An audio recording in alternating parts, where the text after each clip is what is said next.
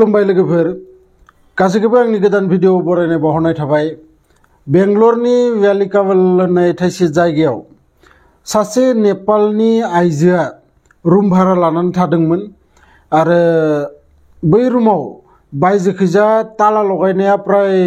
हप्तानैयानो जालांबाय आरो बिखौ माने नखरखा बे जि रुमाव थादोंमोन बे न'आव जोंनि रुम मोनसे आरो थांनाय शनिबार खालि बिराद माने गेसाव गेसाव मोनामनाय मोनबाय थादों आरो बिखौ मोनामनाय मोनबाय थानानै बियो बै रुमनि मालिकखौ फन हरनानै खोन्थाहरो जे नोंथांनि जि रुमा जोंनि खाथिनि रुमा बे रुमनिफ्राय बिराद गेसाव गेसाव माबा मोनामफैबाय दङ आरो बेखौ खोनानानै मालिकआबो आथुर आथुर बै गावनि बिल्डिंआव फैनानै नायफैबाय जे नोंमारगौ बिराद गेसाव गेसाव मोनाममारदों आरो बे आइजोनि बिमा आरो बिनानाव सासेबो एसे गोजानाव थायोमोन। बै बिमा आरो बिनानावनो फन हरो मालिकआ फन हरनानै खोन्थाहरो जे थोरै बाथ्रा नोंसा फिसाजोनि रुमनिफ्राय बिराद गेसाव माबाफोर मोनामनाय फैबाय दङ गतिके नोंसोरो जुदि साबि गंसे दंबावोबा साबिखौ लानानै फटकनो बै रुमालागै फैयो। बिमायाबो गिनानै फटकनो मोनफैयो दसेनो मोनफैनानै बै रुमखौ जेब्ला खुलिनानै हाबां जाबानो बे रुमनिफ्राय ओरैबायदि माने गेसाव मोनसे सेन्ट ओंखारबोदो बेखौ माने रावबो सह्य खालामनो हायासै आरो हायियाव सब फावसायनानै थांफिननायसै दरजाखौ फांजोबनानै। बिनि उनाव थेवबो बहुद माने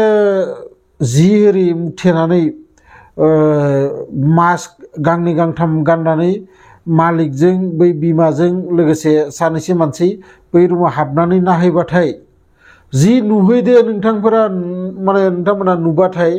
गोजांस्रिउलायगोन ओरैबायदि डेन्जारास केस मोनसे जालांदों। आरो बे आङो गोदोनि बाथ्रा बा थांखान्दा बाथ्रा बुङाखै, नै थांनाय 22 सेप्तेम्बर खालि जालांनाय जाथाय बियो। आरो बेयाव थांनानै नुहैयो बिथांमोना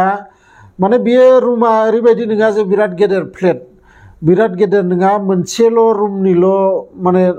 फ्लेट बियो, रुम मोनसेल' बेयावनो फिसा मोनसे किटचेन टाइपनि दोङो आरो बेयावनो सिङाव बाथरुमबो दोङो। आरो बै न'आव जेब्ला बिथांमोना हाबनानै नुहैयो जे जि फ्लराव दुनियानि थै गोजा आरो बेयाव किसुमान फिसा बेदर, दा मानि बेदर दसे उनाव गासैबो न'खौ बिदि गिदिंजोबनानै बिनि उनाव फ्रिजनिफ्राय माने माबाफोर थबथिंबाय थानाय मोनसे माने माबा नुयो बिथांमोना आरो बेयाव बिनिफ्राय मोनामनाया बांसिन फैबाय दङ बायदि बिथांमोना माने मिथिनो मोनो आरो बेनिखायनो थांनानै बै फ्रिजखौ खेवहैयो। फ्रिजखौ खेवनानै जि नुयो हे भगबान, आं खोनानानै आसरित मोनदों आरो नोंथांमोनाबो बेनि माने भिडिअफोरखौ नायबा आसरित मोनगोन। नाथाय आं भिडिअफोरखौ खोन्थियाखै, मोजां नङा बेफोरखौ, मानोना आंनि भिडिअखौ सोरबा उन्दै गथ'फोराबो नायबाय थानो हागौ आरो बिनि थाखायनो आङो बे भिडिअखौ नोंथांमोननो खोन्थिया। फ्रिजनि एकदम गोजौआव आथिं फारनै माने आथिं थोंनै, बिनि उनाव बिनि गेजेराव किसुमान आखाइ फारसे मोदोमनि एसे बेफोरबायदि आरो सिंथाराव माथो दानफ्लेजोबनानै बेयाव सोनानै दोनदो। बिनि बेदरफोरा माने जेराव मेरावनो आलाय सिलाय जाजोबनानै दोङो। लोगो मालिकआ मिथिनानै पुलिसखौ फन हरो, पुलिसाबो फैनानै सिगां हाबनोनो हायासै बेयाव, ओरैबायदि माने मोनामनाय। आरो उनाव बै पुलिसफोरा जि गोथैसो दोनग्रा जि न' दोङो बै न'निफ्राय माने सानै स्टाफ लेंहरदो जेराव माने बेदरफोरखौ बुथुमनो थाखाय आरो लोगोसे मोनब्रै मोनबा टीम फरेनसिक माने टीम गोबां बेफोरबायदि जेराव माने किसुमान एभिडेन्सफोरखौ नागिरनो गोनां खामानि थायो पुलिसनि, बेनि थाखाय गोबां बिदि टीम बानायनानै बिथांमोना गावसोरनि खामानिखौ मावो आरो प्राय 3 घन्टा नांदो, 3 घन्टा बिनि बेदर मोदोमफोरखौ माने माबानायाव। आरो सोरमोन बियो बै सिख्लाया सोरमोन आरो सोर बिखौ बुथारखो बै एक्चुअली सिख्ला नङा 29 इयार्सनि सासे आइजो जायनि मुङा जाबाय महालक्ष्मी आरो बै महालक्ष्मीया जाबाय नेपालनिमोन दिनै बिथाङा 6 बोसोर सिगांनो सासे हेमन्त दास होननाय सेंग्राजों हाबा जालायदोंमोन आरो बिसा सासे फिसाजोबो दंमोन नाथाय बे हेमन्त दासआ मिथिनो मोनो सासे माने बांगालजों बिहा माने लाभ एफेयार माने सलायबायदोंमोन आरो बिनि थाखाय सानैबो नांलायलायनानै एसे गारलायनाय जायो आरो गारनायखाय साननैसो थांनानै बिमामोनजों थाहैयो उनाव बिमामोननिफ्रायबो माने हारसिङै मोनसे रुम लानानै बेयाव थाहैयो बियो आरो बै रुमावनो दिनै 22 सेप्तेम्बर खालि बे जाथाया जालांनाय आरो इफोरबायदि जाथाय हयथ' नोंथांमोना खोनाफेराखै नुफेराखै जायफोरा बेखौ माने मोजाङै भिडिअखौ नायनो लुगैदोंबा माबायाव नुगोन नोंथांमोना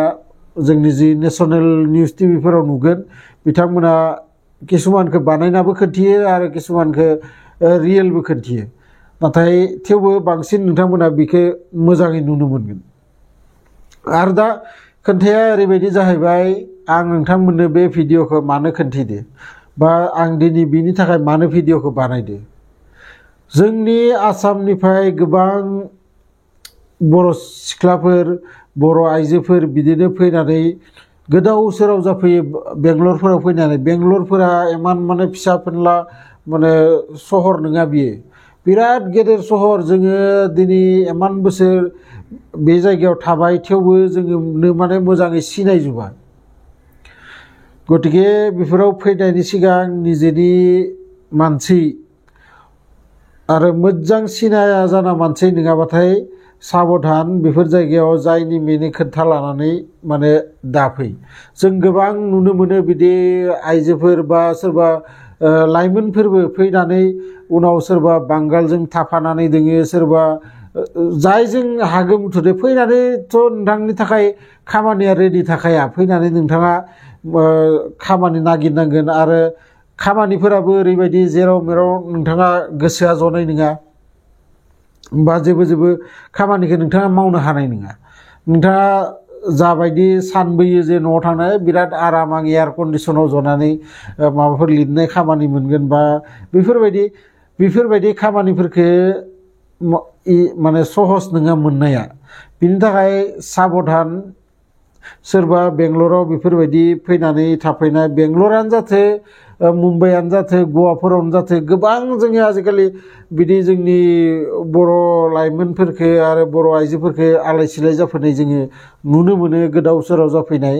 गतिके बेफोरो मोजां नङा सोरबा निजेनि मानसिया जुदि लाना फैदोंबा सोरबा निजेनि एकदम असे सिना जाना भागि गुस्थिनि सोरबाफोरबासो बिथांमोनजों फै नङाबा जानला मानला माने मालायजों बिदि दाफै बे जायगायाव बै महालक्ष्मीयाबो गंसे माने मलाव बिराद गेदेर मल दोङो माबायाव बेंगलराव बिराद गेदेर गेदेर मल दोङो गोबां नेपालिफोर बा नागालेण्ड मणिपुरनिफ्रायबो फैनानै थाफैनाय लाइमोनफोर दोङो बेयाव खामानि मावो मोजां सेलारि मोनो बिथांमोना आरो बै महालक्ष्मीयाबो बिदिनो बिराद गेदेर मलनि बै मलाव माने जायफोरा खामानि मावोमोन बिसोरनि माने लिडारमोन बियो महालक्ष्मीया मोजां खामानिखौनो मोनदोंमोन हयथ' 20,000 बा 25,000 बिदि बिथांनि सेलारिया जानो हागौ आरो बिनि जि सिगांनि हुवा हेमन्त दासआ बै हेमन्त दासआबो गंसे मबाइल दखानाव खामानि मावो आरो बिसोर सानैनि जि फिसाजो बै फिसाजोआ हेमन्त दासजोंनो दोंफायो आरो बै हेमन्त दासआबो जिखालि जेब्ला खोनायो बेफोरबायदि जाथाय जादों होननानै बै हेमन्त दासआबो फैयो बे जायगायाव आरो फैनानै बिथाङा पुलिसखौ खोन्थायो आंहा सासेल' मानसिनि सायाव सन्देह आरो बै मानसिनि मुङा जाबाय आश्राफ गतिके बै बांगालफोरा बहुत डेन्जार बिथांमोननिफ्राय साबधान थानाया मोजां मानोना बिथांमोनाव मा महिनी बानसो थायोना मा थायो दिनै आजिखालि मोजां मोजां हौवाखौ गारनानै माने बै दारि गोलाव हौवाफोरजों माबा खारसनलाबायनाय खारहाबबोनाय जोङो नुनो मोनबाय थायो। गतिके बेफोर खामानिखौ दामाव आं गले गले बुङो गोजान जायगायाव फैयोबाथाय निजिनि असे फंबाय बिदाफोर दोङोबाथाय बिथांमोनजों फै मोजाङै था खामानि माव नाथाय जानला मानला जायजोंनो मेजोंनो बेफोरबायदि बेंगलर मुम्बाइ गवा केरेला बेफोराव थांनो जेबो दरखार गैया। जायखिजाया भिडिअखौ मोजां मोनदोंबाथाय लाइक शेयार कमेन्ट्स खालाम आरो लोगोसे जायफोरा गोदानै आंनि चेनेलाव फैदों चेनेलखौ साबस्क्राइब खालामना लाबानो जाबाय मानोना आं बेफोरबायदि भिडिअ नोंथांमोननि थाखाय लाबोगासिनो थायो। लोगो मोनगोन नेक्स्ट भिडिअआव बिदिनो मोनसे इन्टारेस्टिं भिडिअ लानानै गोजोन्थों।